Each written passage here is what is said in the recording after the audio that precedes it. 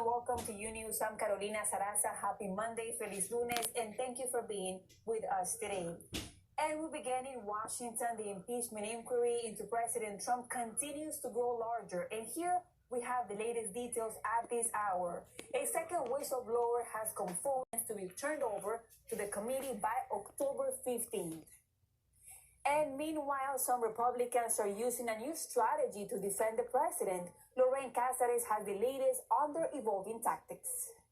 The White House economic advisor Larry Kudlow said today he honestly doesn't know if the president was joking or not about China, and clarified that possible investigations into the Bidens have never come up during trade talks, insisting they never will. Carolina, back to you.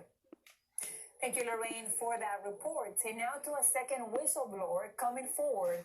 This person claiming to have first-hand knowledge of the president's dealings with the Ukrainian president, something the other whistleblower did not. Andrea Linares has more details. More diplomats will be deposed this week. The U.S. ambassador to the EU and the former U.S. ambassador to Ukraine, who was ousted in May. Trump, meanwhile, is hyping rallies this week in Minnesota and Louisiana that are likely to stress his powerful support among his base. Carolina, now back to you. Thank you, Andrea. And now another big development to tell you about. Former U.S. Special Representative for Ukraine negotiations, Kurt Volker, has resigned. Our legal analyst, Joseph Malouf, to break down the latest on the investigation. Thank you, Joe. Impeachment inquiry continues in the U.S. Some Ukrainians are accusing President Trump of playing with their lives. Rafael Rodriguez has the details. Demonstrators gathered outside the U.S. Supreme Court Sunday to protest Justice Brett Kavanaugh at the one-year anniversary of his confirmation by the U.S. Senate. The demonstration major shift in U.S. foreign policy. The Trump administration shocking the international community by announcing plans to remove American troops from Syria, effectively giving Turkey the green light to attack U.S.-backed Kurdish forces.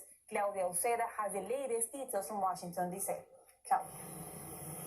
That's right. The White House announced the move on Sunday, and Syrian Kurds are saying that the U.S. government is turning its back on them. They said earlier that they will not support Turkey's offensive. Now back to you. Thank you, Claudia, for that information from Washington. Now to another major story we are following.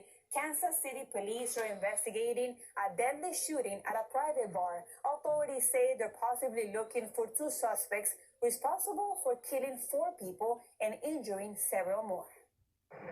More news ahead, including here in the U.S., talks between the United Auto Workers Union and General Motors have taken a turn for the worse. That's according to where manhunt is underway for the person who gunned down a witness who testified against a Dallas police officer who shot and killed her neighbor.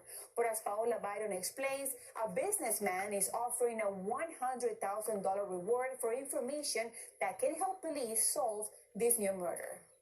In New York City, some city council members are trying to stop a proposal that seeks to include a microchip in ID cards used by undocumented immigrants. The idea is to increase access to banking benefits. But as Peggy Carranza reports, critics say it could become a risk to their safety.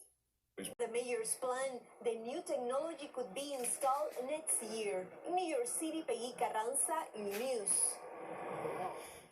Thank you, Peggy. Up next, how could it happen? An investigation is underway into a security breach at Orlando International Airport. Authorities say a woman made it onto a plane without an ID and without a boarding pass. Michelle Jurado has more details. A 12-year-old boy is in stable condition after being shot while riding in his family's truck early Sunday morning on a Houston freeway. The shooting happened around 1 a.m. on Sunday. Police are of survival caught on camera. A man was out walking his dogs when a bolt of lightning suddenly struck him. Miriti Morongi has the incredible story and video of that strike. Up next, Russia offering new jobs. And welcome back to Unews. Russia's Deputy Prime Minister met Venezuela's leader Nicolás Maduro this weekend to underline Moscow's support for his regime. That's Mexico City this weekend to musical icon José José, who died just over a week ago. Jose's daughter says her father will be cremated in Miami, then half of his ashes will be taken to his native Mexico. Romina Leon has a closer look at how fans are remembering the Prince of Song. And young people in Mexico who have graduated college yet unable to find a job are turning to creative new options to make money. One of those options, street performing. Claudia Flores takes a look at this new trend. Are no fun. They can even be overwhelming.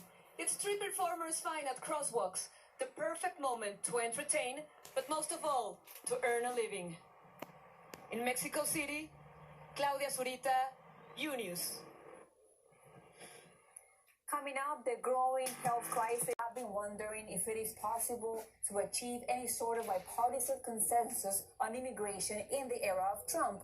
Well, that's exactly what a new effort funded by the Koch network is trying to accomplish. Their hope to change the narrative on immigration from division to common ground. Sabrina Alvarez reports.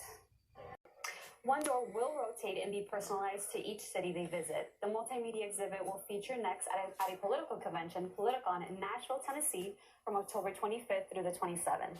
They plan on visiting 5 more cities and will be announcing them before the end of the year on their website at explorecommonground.com. Back to you, Carolina. Thank you, Sabrina, for that very interesting report.